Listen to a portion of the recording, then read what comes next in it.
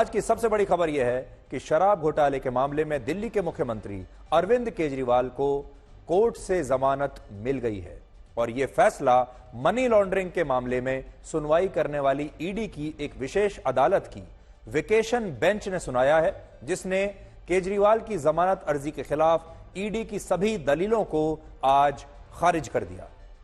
ED का कहना था कि अरविंद केजरीवाल दिल्ली के शराब घोटाले के सरगना हैं और उन्होंने शराब घोटाले के लिए आम आदमी पार्टी के नाम पर 100 करोड़ रुपए की रिश्वत ली है और ईडी के पास ऐसे तमाम सबूत हैं जिनसे ये सारी बातें साबित हो जाती हैं कि अरविंद केजरीवाल शराब कारोबारियों के साथ लगातार संपर्क में थे और इन कारोबारियों के लिए उन्होंने सरकार की आबकारी नीति में भी बदलाव किया था।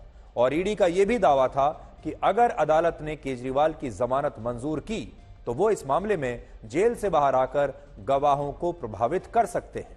लेकिन विशेष अदालत ने ईडी की इन सारी दलीलों को नहीं माना, इन सारी दलीलों को खारिज कर दिया।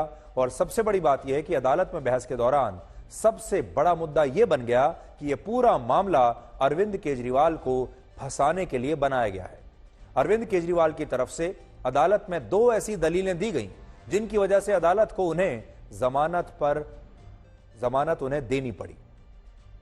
पहली दलील यह थी कि अरविंद केजरीवाल के खिलाफ यह पूरा मामला कुछ गवाहों के बयानों पर ही आधारित है और यह गवाह भी निष्पक्ष नहीं है।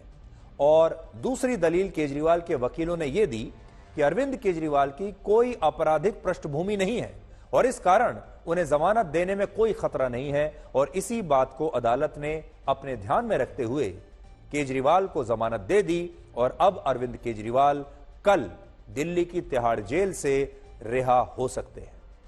यहां बड़ी बात यह है कि ईडी चाहता था कि उसे अदालत से 48 घंटों का समय मिले ताकि वो इस मामले में हाई कोर्ट में जाकर अरविंद केजरीवाल की जमानत का विरोध कर सके, लेकिन विशेष अदालत से उसे 48 घंटे का यह समय भी नहीं मिला और कोर्ट की तरफ से यह स्पष्ट शब्दों में कह दिया गया कि फैसला तो आज ही सुनाया जाएगा और जब फैसला आया तो अरविंद केजरीवाल को कोर्ट से रेगुलर बेल मिल गई। ईडी ने 21 मार्च को अरविंद केजरीवाल को गिरफ्तार किया था और इसके बाद सुप्रीम कोर्ट से उन्हें 39 दिनों के बाद 10 मई को चुनाव प्रचार करने के लिए 21 दिनों की अंतरिम जमानत मिली थी। और जब इसी महीने की 2 तारीख को अरविंद केजरीवाल ने दिल्ली की तिहाड़ जेल में सरेंडर किया था, तब उन्होंने जेल जाने से पहले कहा था कि अब पता नहीं वो कितने दिनों तक जेल में रहेंगे, लेकिन जेल जाने के सिर्फ 18 दिनों के अंदर उन्हें जमानत मिल गई और अब कल अरविंद केजरीवाल जेल से बाहर आ जाएंगे। मुझे नहीं पता ये लोग इस बार कब तक मुझे जेल में रखेंगे, पर मेरे हौसले बुलंद हैं। देश को तानाशाही से बचाने के लिए जेल जा रहा हूं, इसका मुझे फक्र है। हो सकता है ये इस बार मुझे और ज्यादा प्रताड़ित करें, लेकिन मैं झुकूंगा नहीं। देश को बचाने के लिए यदि मुझे कुछ हो जाए, यदि मेरे प्राण भी चले जाएं, तो गम मत करना। पिछली बार जब अरविंद केजरीवाल जेल से बाहर आए थे तब आम आदमी पार्टी ने इसका जबरदस्त जश्न मनाया था, लेकिन इस बार का जश्न शायद पहले से भी बड़ा और भव्य हो सकता है।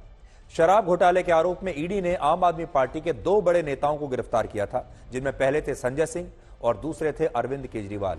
और अब इन दोनों ही नेताओं को कुछ ही महीनों में अदालत से जमानत मिल गई है, लेकिन मनीष सिसोदिया अभी भी जेल के अंदर ही है। और इसीलिए आज इस खबर का ब्लैक एंड व्हाइट विश्लेषण करना आप सबके सामने हमारे लिए जरूरी है। तो इसका विश्लेषण क्या है वो मैं आपको बताऊंगा, लेकिन उससे पहले हम आपको बताना चाहते हैं कि क्या रिएक्शंस आ रहे हैं। देखिए, आम आदमी पार्टी में इस समय जश्न मनाया जा रहा है। उनके जो बाकी के जो नेता हैं वो बेहद खुश हैं, जश्न मना रहे हैं। और इस समय कौन क्या कह रहा है ये हम पहले आपको बताना चाहेंगे और फिर इससे आपको पता चलेगा कि आम आदमी पार्टी की इसके बाद क्या रणनीति होने वाली है। इन्फोर्समेंट डायरेक्टरेट का जो बयान अब तक रहा है वो झूठ की बुनियाद पे रहा है और यही अगर मैं बार बार इस बात को कहता था कि भाई न्याय करने पर अगर कोई भी जज आ जाएगा तो इस केस में तो कुछ दम है ही नहीं है। एक बेबुनियाद झूठा केस अरविंद केजरीवाल को फंसाने के लिए बनाया गया था। तो मुझे लगता है कि अरविंद केजरीवाल का ऐसे वक्त में बाहर आना लोकतंत्र को मजबूती देगा और दिल्ली की जनता के लिए, देश की जनता के लिए आज बहुत खुशी का दिन है, बहुत बड़ी खबर है। हम सब लोग उत्साहित हैं इस खबर को सुन के और मैं माननीय न्यायालय का जो फैसला आया है उसको सर झुका के नमन करता हूं। बहुत बड़ा फैसला उन्होंने दिया। जब इस मामले में बहस करी जा रही थी और केंद्र सरकार के एसजी राजू साहब ने ये कहा कि जब हमारे पास किसी मामले में सबूत नहीं होते तो हमें सरकारी गवाह यानी कि अप्रूवर बनाने पड़ते हैं और अप्रूवर से अगर गवाही दिलवानी है तो हमें उसको इंड्यूसमेंट यानी कि लालच देना पड़ता है। इससे ये बात पूरे हिंदुस्तान को और मुझे लगता है कोर्ट को साफ हो गई कि इस मामले में कोई भी सबूत केंद्र सरकार के पास नहीं है। इसीलिए बड़े बड़े बिजनेसमैन के बच्चों को जेल में डाला गया, उनको परेशान किया गया, उन पर दबाव डाला गया और फिर लालच दिया गया कि अगर आप अरविंद केजरीवाल और आम आदमी पार्टी के खिलाफ गवाही देंगे तो आपको सरकारी गवाह बना लिया जाएगा और आपके ऊपर कोई कार्रवाई नहीं होगी। मुझे लगता है आज दूध का दूध पानी का पानी हो गया। देखिए, इस बेल के ऑर्डर के आने के बाद भारतीय जनता पार्टी के और भाजपा के साथ साजिश करने वाले तमाम लोगों के चेहरे पर काली चुकी है। ये सच्चाई की जीत है। हम डे 1 से कह रहे हैं कि पूरा का पूरा मामला फेक है, फर्जी है। हम कोर्ट के इस फैसले का सम्मान करते हैं सर झुका के। और आप देखिएगा आज अरविंद जी बाहर आ रहे हैं। इस फर्जी आरोप में जितने भी नेता आम आदमी पार्टी गिरफ्तार हैं सब लोग बाहर आएंगे, सत्यमेव जयते। तो देखिए, कम से कम एक बात अच्छी है कि आम आदमी पार्टी के नेता ये मान रहे हैं कि हमारे देश में अभी भी लोकतंत्र जिंदा है। अब इस पूरे घटनाक्रम का क्या मतलब है, इसका क्या विश्लेषण है, आपको पहले ये बताते हैं। तो सबसे पहली बात ये कि इस फैसले से यह स्पष्ट हो गया कि भारत की अदालतें आज भी पूरी तरह से स्वतंत्र हैं और वो किसी के दबाव में काम नहीं करती। क्योंकि हमारे देश में बहुत सारे नेता ऐसे हैं, जब उन्हें अदालत से कोई राहत नहीं मिलती है तो वो कहने लगते हैं कि अदालतें तो बिकी हुई हैं, अदालतें तो सरकार के दबाव में काम कर रही हैं।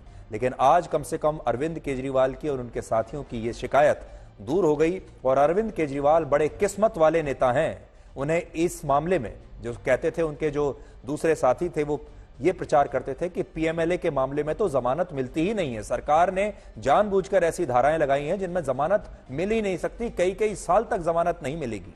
लेकिन अरविंद केजरीवाल ऐसे किस्मत वाले नेता हैं जिन्हें एक बार नहीं बल्कि 2-2 बार जमानत मिली है और उन्होंने कई चीजें ऐसी की हैं जो पहली बार हुई हैं। पहली बार उन्हें सुप्रीम कोर्ट ने शायद किसी नेता को चुनाव प्रचार करने के लिए इस तरह जमानत दी, अंतरिम जमानत, और इस मामले में भी उन्हें बहुत ही जल्दी फटाफट जमानत मिल गई। यानी आप कह सकते हैं कि अरविंद केजरीवाल की जो जमानत है वो बिल्कुल खटाखट हुई है। दूसरा पॉइंट, इस जमानत को अब अरविंद केजरीवाल एक क्लीन चिट की तरह इस्तेमाल करेंगे और यह बताने की कोशिश करेंगे कि उन्हें फंसाने की एक राजनीतिक कोशिश हुई थी और वो अब भी कट्टर ईमानदार हैं और ये उनकी ईमानदारी का और निर्दोष होने का सबसे बड़ा सबूत है कि अदालत ने उन्हें जमानत दे दी। हालांकि ये केस चलता रहेगा, इस केस में अदालत ने उन्हें क्लीन चिट नहीं दी है, लेकिन हमारे देश में यह परंपरा रही है कि जब भ्रष्टाचार के किसी मामले में कोई नेता फंसता है और अदालत कुछ समय के बाद उसे जमानत देती है तो नेता यही कहते हैं कि ये एक तरीके की क्लीन चिट है। तो अब अरविंद केजरीवाल एक नायक की तरह, हिंदी फिल्मों के एक हीरो की तरह वापसी करेंगे, उसका बहुत जश्न मनाया जाएगा और इसे एक क्लीन चिट की तरह ये इस्तेमाल किया जाएगा, जिससे ये बताया जाएगा कि अरविंद केजरीवाल बिल्कुल साफ हैं, उनके दामन पर कोई दाग नहीं है। तीसरी बात, आम आदमी पार्टी जमानत को अरविंद केजरीवाल की नैतिक जीत बताएगी, अपनी नैतिक जीत बताएगी, अपनी राजनीतिक जीत बताएगी और इस जमानत को अब विपक्षी दल भी देश में बीजेपी के खिलाफ एक बड़ा मुद्दा बनाने की कोशिश करेंगे और अब आप ईडी के दुरुपयोग का मामला राजनीतिक रूप से अब आप देखिएगा और ज्यादा बड़ा हो जाएगा। इसलिए यह मामला अब और ज्यादा तूल पकड़ेगा और अरविंद केजरीवाल अब इस पूरे विषय के पोस्टर बॉय बनकर सामने आएंगे। चुनाव तो अरविंद केजरीवाल की पार्टी हार गई, लेकिन यहां अपनी जीत वो पूरी दुनिया के सामने पेश करेंगे। चौथा, इस मामले ने अब बाकी के मुख्यमंत्रियों के लिए भी एक बिल्कुल नया रास्ता खोल दिया है कि अगर आगे भविष्य में कोई मुख्यमंत्री जेल जाता है तो वो इस्तीफा देने की बजाय जेल में रहते हुए ही अपनी सरकार चला सकता है। और क्योंकि अरविंद केजरीवाल पर काफी दबाव आया, लेकिन उन्होंने तब भी जेल जाने के बाद भी मुख्यमंत्री का पद छोड़ा नहीं, इस्तीफा दिया नहीं और जेल से ही वो लगातार सरकार चलाते रहे। और आज ये बात कहनी पड़ेगी कि अरविंद केजरीवाल ने एक गलत परंपरा की शुरुआत की है और इसके बाद आने वाला कोई भी मुख्यमंत्री अगर किसी भ्रष्टाचार के मामले में फंसेगा और जेल जाएगा तो वो भी इस्तीफा नहीं देगा। तो आने वाले समय के लिए आप तैयार रहिए जब भविष्य में आपको कई मुख्यमंत्री जेल से ही अपनी सरकार चलाते हुए मिलेंगे। पांचवा, अब प्रधानमंत्री मोदी का एक और बड़ा राजनीतिक विरोधी जेल से बाहर आकर सक्रिय हो जाएगा और वो उनके खिलाफ जबरदस्त दुष्प्रचार करेगा, उनके खिलाफ जबरदस्त एक बड़ा मोर्चा खोलने की कोशिश करेगा। तो ये बीजेपी के लिए एक बुरी खबर है। छठा, दिल्ली में फरवरी 2025 में यानी अगले साल विधानसभा के चुनाव होने हैं और इस लिहाज से भी अरविंद केजरीवाल को जमानत मिलना आम आदमी पार्टी के लिए काफी महत्वपूर्ण है। अरविंद केजरीवाल अगर जेल से बाहर रहेंगे तो अब आम आदमी पार्टी को वो पहले से कहीं ज्यादा मजबूती दे सकते हैं। हालांकि चुनाव से पहले और चुनाव के बाद की राजनीति अरविंद केजरीवाल के लिए काफी बदल चुकी है।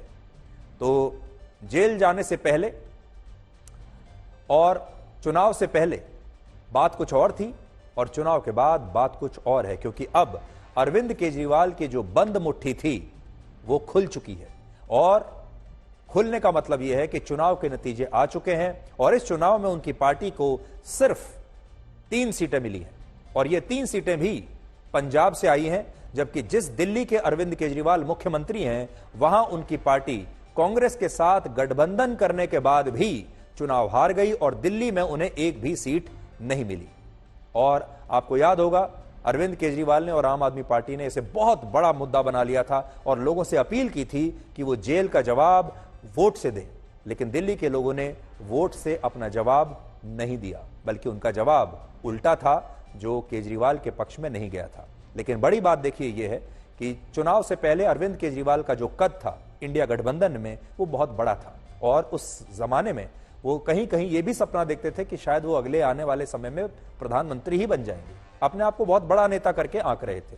लेकिन नतीजे आने के बाद उनकी सिर्फ 3 सीटें आई हैं, जिसकी वजह से अब इंडिया गठबंधन में उनका जो रैंक है वो थोड़ा नीचे चला जाएगा। 2019 के लोकसभा चुनाव में आम आदमी पार्टी को दिल्ली की 7 सीटों पर 18.2% वोट मिले थे। इसको आप ध्यान से देखिएगा, 18.2% वोट।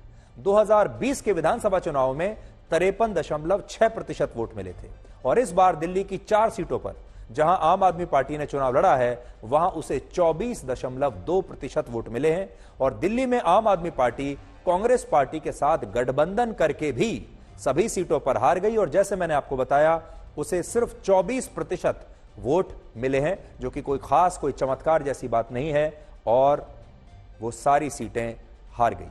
और इसीलिए अब विपक्ष के इंडिया गठबंधन में केजरीवाल काफी कमजोर स्थिति में आपको दिखाई देंगे। जिस तरह का जबरदस्त समर्थन पहले इंडिया गठबंधन कर रहा था उनके इस जेल जाने को लेकर, अब वो बात नहीं रहेगी। और दूसरी बात यह है कि अब कांग्रेस के साथ भी उनका गठबंधन टूट चुका है और आम आदमी पार्टी ऐलान कर चुकी है कि अब वो कांग्रेस के साथ आने वाले विधानसभा चुनाव में और कहीं पर गठबंधन नहीं कर रही है।